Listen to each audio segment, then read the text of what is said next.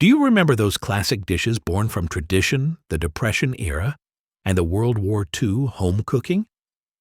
Those recipes passed down from the late 1800s through World War II and into the 1950s, when families gathered for warmth, comfort, and togetherness? What happened to those suppers that once kept our grandparents warm and fed? We're counting down the 25 lost Pennsylvania Dutch suppers that once kept families warm through stormy nights and lean winters.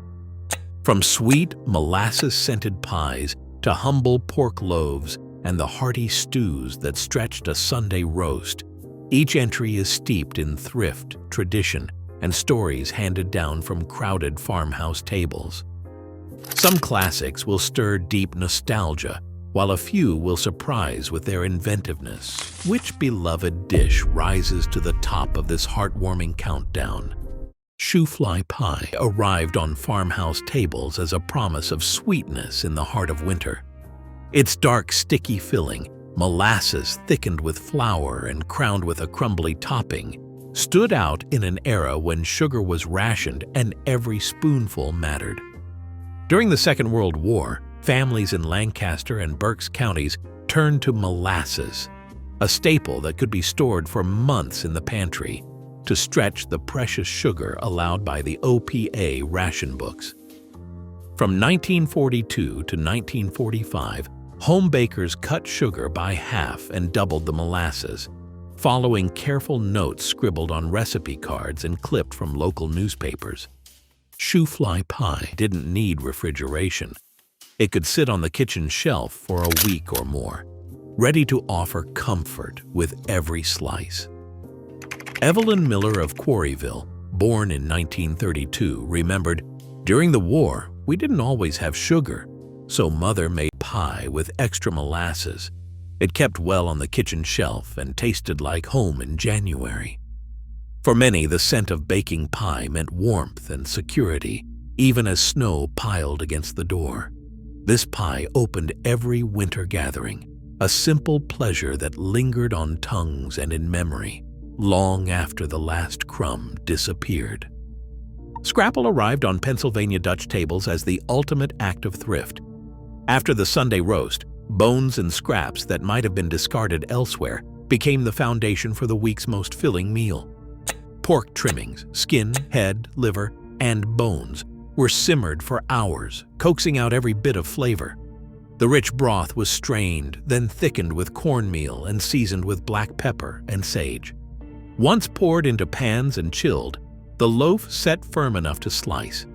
Each golden brown slab, fried crisp in a cast iron skillet, offered a savory supper that stretched meat farther than anyone thought possible. A 1930s Lancaster Farm Ledger records, "No part wasted ever," echoing the pride of families who saw Scrapple not as a last resort, but as proof of their resourcefulness. Homemaker columns from the Depression years praised Scrapple's ability to feed large families through the cold months, when fresh meat was scarce and every ration point counted. Children often asked for the crispy ends, and elders claimed you could taste the whole hog in every bite. For many, Scrapple was more than a meal. It was a ritual of using what you had, a warm, filling plate that honored both animal and effort. Chow brightened the winter table with a tang that cut through even the heaviest stew. Every October, kitchens across Berks and Lancaster counties filled with the clatter of knives and the chatter of cousins as families gathered for the annual canning bee. Mennonite church minutes from Peach Bottom in 1938 record these afternoons. Neighbors bringing baskets of cabbage, green beans, carrots, and cauliflower, each crop layered into enamel tubs, waiting for the vinegar brine to be poured. The brine, sharp with cider vinegar, softened by just enough sugar, worked its magic, sealing garden freshness behind glass. By the time the first snow fell, root cellars gleamed with rows of Chow jars, each promising a taste of summer when the world outside was gray. In a 1940 photograph, a line of women in aprons stands behind a kitchen table, stacked high with jars, pride and relief on their faces. For many, the ritual was as important as the relish itself. One remembered, "It was a ritual, every October. The Chow was pickled and canned with cousins' help. The root cellar stacked with jars just in time for the first snow. Each spoonful brought a sweet, sour crunch that reminded families of the power of working together and of harvests that could last until spring. Pennsylvania Dutch chicken pot pie brought families together around the wood stove, where the scent of simmering broth drifted through every room. Unlike the baked pies known elsewhere, this pot pie was a hearty stew. No crust, just tender chicken, potatoes, and carrots bubbling in a cast-iron pot. The star was always the square noodles, rolled and cut by hand on floured boards, their edges just uneven enough to prove a human touch. These noodles, unique to Pennsylvania Dutch kitchens, soaked up the rich broth and turned every spoonful into comfort. Old cookbooks from the 1880s describe the method in careful detail. Flour, water, a little egg, rolled thin and sliced into squares, then dropped into the pot as the stew reached its peak. Wartime years brought changes. Sometimes only backs and necks went into the pot, and potatoes were stretched to fill out the meal, but the ritual of noodle making never faded. Cast iron pots blackened from years of use sat at the center of the table, ladles ready. For many, this supper meant warmth after a long Sunday at church, a meal that lingered in memory as much as it did on the tongue. Pot pie meant everyone was home, remembered Anna Stoltzfus of Leola, and you could count on seconds if you finished your chores. Apple butter meant more than just a sweet spread for winter toast. It was the heart of a neighborhood ritual. When the first apples dropped in late September, families gathered at the local church or a neighbor's farm, each bringing bushels of fruit and armfuls of firewood. In Peach Bottom Township, the 1938 church minutes describe a kettle set over an open fire, lanterns glowing as dusk settled in. The apples, peeled and sliced by dozens of hands, simmered for nearly 2 days, filling the air with the scent of cinnamon and cloves. We'd sit and stir apple butter till our arms ached, lanterns burning all night, and neighbors singing hymns, one elder recalled, her words echoing through the years. Children fought sleep on benches, listening to stories and the scrape of wooden paddles against copper kettles. By morning, the thick, deep brown apple butter was ladled into jars, enough to line pantry shelves for the whole winter. Each bite on a cold morning brought back the warmth of those night-long boils and the sound of voices joined in song. Apple butter was more than food. It was proof that, together, a community could outlast any winter. Beef and dumplings meant Sunday warmth in Pennsylvania Dutch homes, the kind of meal that filled the farmhouse with a savory aroma long before anyone sat down to eat. In kitchens from Reading to Ephrata, tough cuts of beef, often shoulder or chuck, were browned, then left to simmer for hours on a wood, or later, a gas stove. The slow cooking coaxed tenderness from even the leanest meat, and the broth grew rich and deep, laced with onions and a hint of black pepper. As the afternoon wore on, homemakers would mix flour, baking powder, and a little lard, shaping dough into soft pillows ready to float atop the bubbling pot. The dumplings swelled and steamed, soaking up the beefy broth and turning golden at the edges. For many, the memory of that scent, beef, onions, and fresh dough mingling as snow pressed against the window, meant family was near and supper was close. By 1945, local newspaper columns and appliance ads debated the merits of wood stove versus gas, with some insisting the flavor of dumplings was never quite the same off the old stove. Yet no matter the method, beef and dumplings remained a favorite for stretching meat and gathering everyone around the table. The smell of slow beef and dumplings on the wood stove meant Sunday, one Berks County homemaker wrote in 1945. Plates were heaped, gravy ladled, and for a few hours, the kitchen was the warmest place in the world. Baked beans, slow-cooked in deep enamel pots, became a backbone of Pennsylvania Dutch suppers when meat was scarce and warmth was needed most. Dried navy or pea beans soaked overnight, then simmered for hours in a low oven, soaking up every bit of flavor from onions, salt pork, and a generous pour of local molasses. After 1943, as sugar rationing tightened, homemakers turned to sorghum or thick blackstrap molasses from nearby farms, following county extension bulletins that urged sweetener swaps. Recipes scribbled in the margins of wartime pamphlets called for up to a full cup of molasses per batch, sometimes stretching a pound of beans to feed a family of 6. The slow bake, 4 to 6 hours, meant the kitchen stayed warm all afternoon, and the scent of caramelizing beans promised comfort by supper. Beans offered dependable protein and filled bellies on the coldest nights. For many, the sight of a bean pot on the back of the stove meant Saturday was nearly done, and that a spoonful of sweetness could make even the leanest winter feel a little richer. Pork and sauerkraut filled Pennsylvania Dutch kitchens with a tangy aroma every New Year's Day. In farmhouses from Reading to York, barrels of cabbage, salted and packed in late autumn, transformed over months into crisp sauerkraut. This wasn't just preservation, it was insurance against the long winter, a way to keep vitamins on the table when gardens slept beneath snow. Pork, prized for its fat and richness, was the perfect partner. Its savory juices mellowed the kraut's sharpness, creating a dish that promised both comfort and luck. Families believed starting the year with pork meant progress. Pigs root forward, after all, while sauerkraut's golden strands symbolized prosperity. Oral histories from Berks County recall the ritual of lifting the sauerkraut barrel lid, the sharp scent filling the kitchen as thick pork roasts browned in the oven. By dusk, platters of pork and steaming kraut brought everyone to the table, a supper both practical and hopeful, woven into the rhythm of the seasons and the promise of good fortune. Gumbis brought a taste of the old country to Pennsylvania Dutch farmhouses, its name echoing the Swiss roots of so many local families. In the heart of winter, cooks layered cabbage, onions, and leftover pork in deep enamel pots, tucking in tart apples or even dried Schnitz for a burst of sweetness.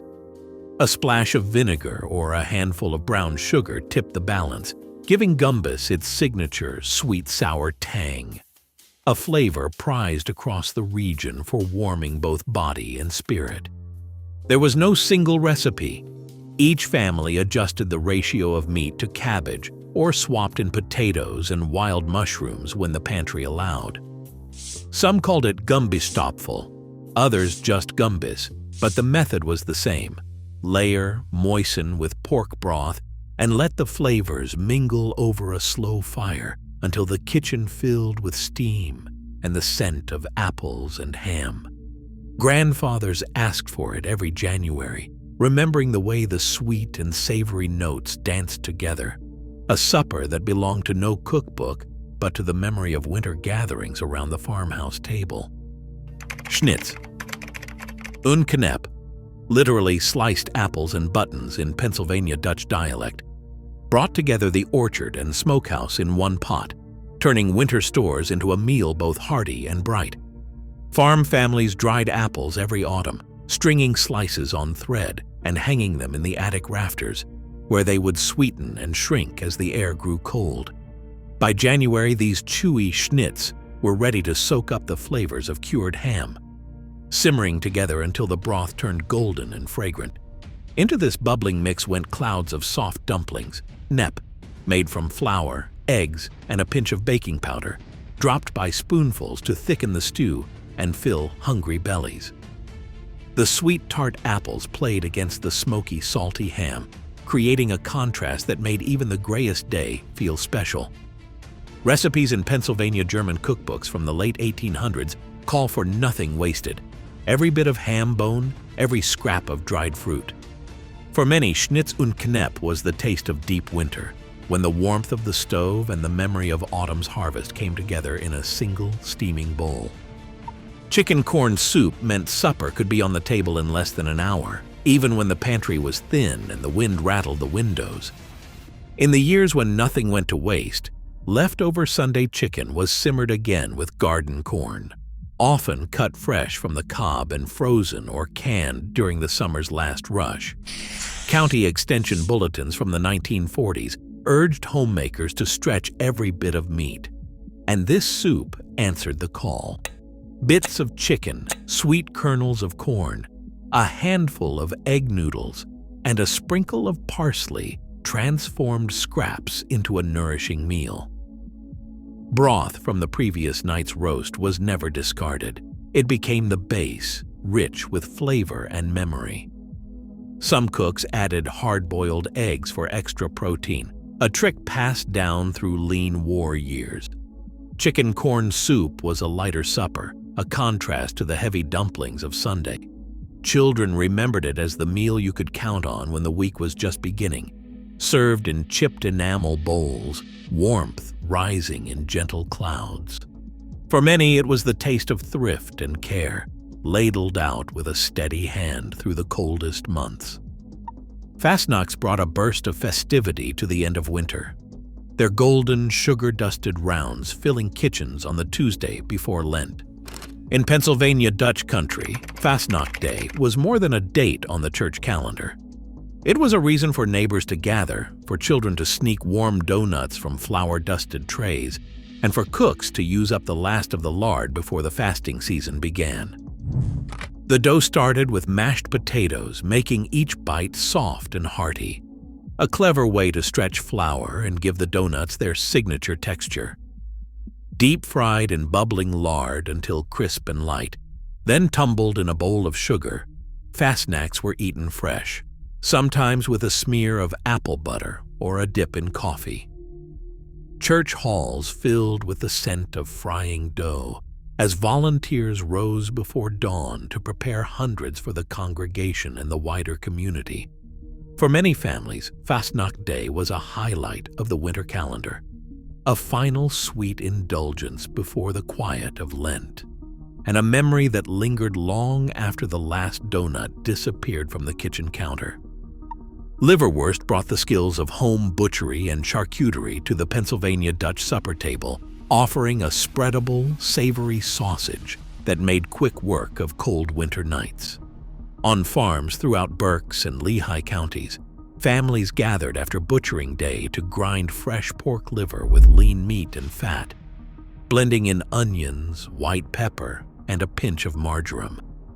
The mixture, packed into cloth or natural casings, was gently poached, then chilled in the icebox or root cellar, where it could keep for weeks. Farm ledgers from the 1930s show careful tallies, each hog yielding several pounds of liverwurst, enough to fill a family's larder and share with neighbors. Rich in iron and protein, liverwurst was sliced thick for sandwiches or spread on dense rye bread, sometimes with a dab of mustard or a few pickled onions. For many, this sausage was a taste of both thrift and abundance, a way to preserve the harvest and ensure supper was never far away. As the lantern flickered and the wind rattled the windows, a plate of liverwurst, bread, and sharp cheese promised comfort and nourishment, proof that nothing from the winter butchering went to waste. Dandelion salad signaled the first taste of spring on Pennsylvania Dutch farms, long before gardens filled out. As soon as the snow melted and the ground softened, children and mothers took baskets to the fields, searching for young dandelion greens, always picking before the yellow flowers opened, when the leaves were sweet and tender. County extension guides from the 1940s described these wild greens as a vitamin tonic after the long winter, packed with nutrients that freshened both body and spirit. The greens landed in a wide bowl, then came the real magic: a warm dressing of bacon drippings, vinegar, and a pinch of sugar poured over, wilting the leaves just enough to soften their bite. Some cooks added chopped hard-boiled eggs or a handful of onion slices for extra flavor. For many, this salad was more than a side. It was a sign that the world was waking up again. Grandpa always wanted dandelion salad as soon as the frost was gone, one Berks County elder recalled. Said it put the spring back in his step. Sweet bologna, best known in Pennsylvania Dutch country as Lebanon bologna, brought a smoky sweet flavor to the supper table and the school lunchbox alike. Unlike the pale deli meats found elsewhere, this bologna started with lean beef, mixed with salt and spices, then cured with molasses or brown sugar. Family smokehouses in Lebanon and Lancaster counties followed a careful ritual. The meat was packed into thick logs, fermented for several days in the cool of winter, then cold smoked over cherry or maple wood for up to a week. The result was a deep mahogany sausage, tangy from fermentation and sticky with molasses, sliced thin for sandwiches or thick for hearty suppers. Catalogs from the 1940s listed sweet bologna as a shelf-stable treat, prized for its long keeping and rich taste. Local lore says smokehouse sleds delivered fresh logs through snowbound lanes, ensuring every farmhouse had their winter supply. For many, the first bite meant comfort, smoke, sweetness, and a memory of warm kitchens even when the world outside was frozen solid. Pretzels, both hard and soft, carry the taste of centuries-old German traditions straight into Pennsylvania Dutch kitchens. Local bakery archives from Reading and Lidditz trace family pretzel shops back to the 1800s, where dough was twisted by hand at dawn, then baked until golden and fragrant. The hard variety, baked to a deep brown and left to cool on wooden racks, was designed for storage, lasting months in a tin, always ready for a quick snack or to round out a winter supper. Soft pretzels, by contrast, were best eaten warm and fresh, their chewy crusts brushed with melted butter and sprinkled with coarse salt. On snowy afternoons, children would line up at the bakery door, hoping for a warm twist straight from the oven. For many, a pretzel wasn't just a treat. It was a reminder of the old country, a simple food that connected generations. Grandparents recalled breaking hard pretzels into soup, while parents remembered the comfort of a soft pretzel shared at the table. Whether crisp or tender, pretzels brought a bit of bakery warmth to every home, proving that even the humblest bread could be a link to the past. Potato filling stood as the ultimate answer to a hungry farm table when meat was scarce or needed stretching.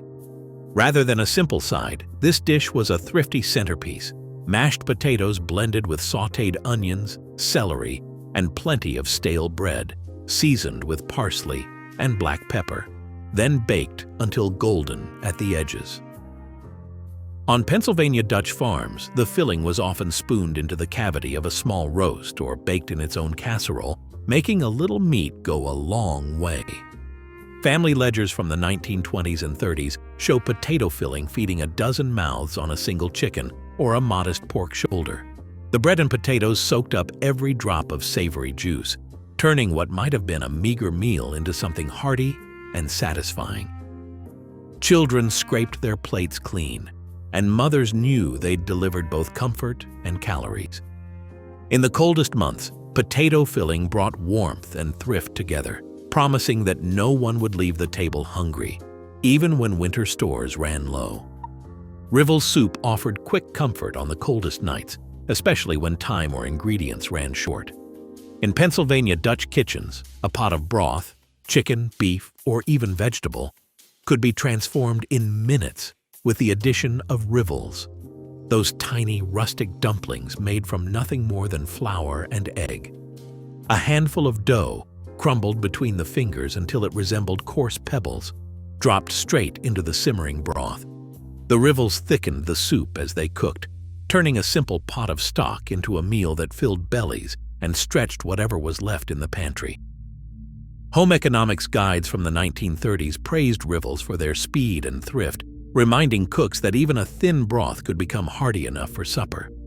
Children loved the chewy texture, and elders remembered how a bowl of Rivels soup could warm hands chilled from chores. For many, it was the taste of ingenuity. a way to make something from almost nothing and to keep the family gathered around the table, even when winter stores ran low. Victory Garden vegetable soup became a mainstay on Pennsylvania Dutch tables during the years when ration books and OPA posters hung in every kitchen. As meatless weeks swept through the 1940s, families turned to backyard plots and county extension bulletins for guidance. Carrots, beans, and tomatoes, harvested from rows behind the barn, formed the backbone of this hearty, simmering pot. USDA pamphlets from 1943 encouraged cooks to bulk up their soups with whatever the garden offered, stretching precious meat or skipping it altogether. Potatoes thickened the broth, while a handful of dried herbs and a spoonful of vinegar added depth.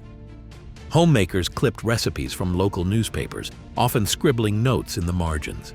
Add more beans if meat is scarce. For many, this soup was a lesson in resilience. Each bowl a blend of thrift and hope, served steaming after a long day in the fields. Children remembered the satisfaction of a full belly, even on nights when the only protein came from beans and the warmth came from the stove and the company around the table. Stewed rabbit brought the backyard straight to the supper table, especially when times were lean and every meal had to count. On Pennsylvania Dutch farms from the late 1800s through the 1940s, rabbits were raised in hutches behind the barn or trapped wild in the fields. Farm diaries from Berks County describe boys setting snares at dawn, hoping for enough to fill the stew pot by nightfall. The meat, lean and mild, needed a slow, gentle simmer. Shoulders and legs tucked into a heavy enamel pot with onions, carrots, and potatoes from the root cellar. A handful of dried herbs, a splash of vinegar, and hours over the wood stove turned tough cuts tender, the broth rich and savory. For families facing rationing or the pinch of the Depression, rabbit was an answer when pork or beef was out of reach. Mother always said, "A rabbit in the pot meant nobody went hungry," recalled one Lehigh Valley farmer. Stewed rabbit was rustic, resourceful, and proof that with a little patience, even the smallest game could warm a whole family through the coldest winter night. Ham, hocks, and beans brought smoky depth to the Pennsylvania Dutch supper table, turning a single cut of meat into days of hearty meals. In farm kitchens from the late 1800s through the 1950s, a cured ham hock, often saved from the winter butchering, would flavor a pot of dried beans, stretching both salt and sustenance across the week. The hock simmered low and slow with navy or lima beans, onions, and a scattering of black pepper, gave up its richness gradually. As the pot bubbled on the back of the stove, the marrow and smoke seeped into every bean, creating a broth both savory and thick. Household recipe cards from Berks County remind cooks that one hock was enough to season several pots, a lesson in flavor economy when meat was precious. Children remembered fishing for the bits of tender meat that fell from the bone, while elders prized the way each bowl grew deeper in taste with every reheating. For many, ham hocks and beans meant warmth that lasted, proof that with patience and a well-cured bone, even the smallest cut could anchor a family supper through the coldest stretch of winter.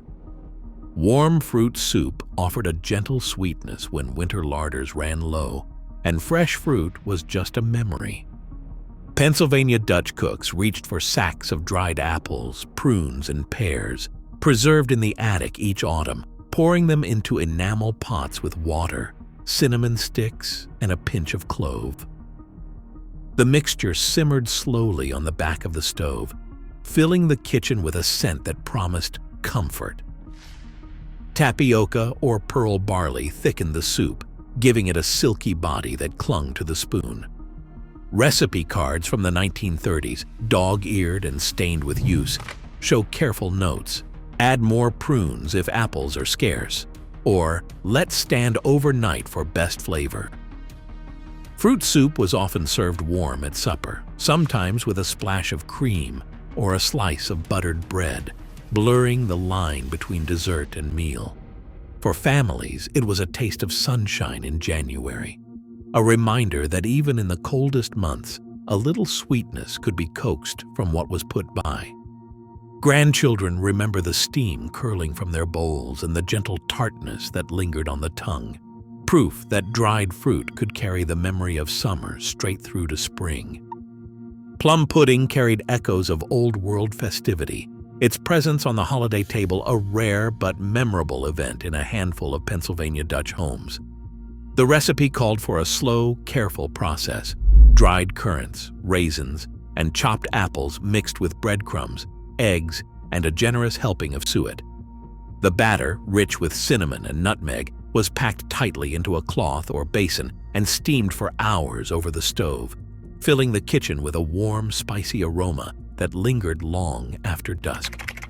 On Christmas Eve, some families would pour warm brandy over the finished pudding and set it alight, drawing gasps from children as the blue flames danced in the dim light of oil lamps.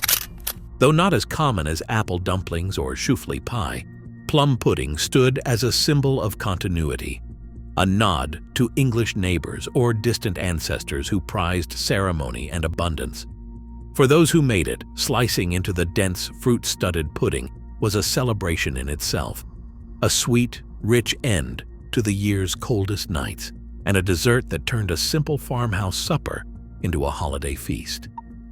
Pickled beets and eggs brought a splash of color to winter plates, their magenta hues standing out against the browns and creams of cold weather fare.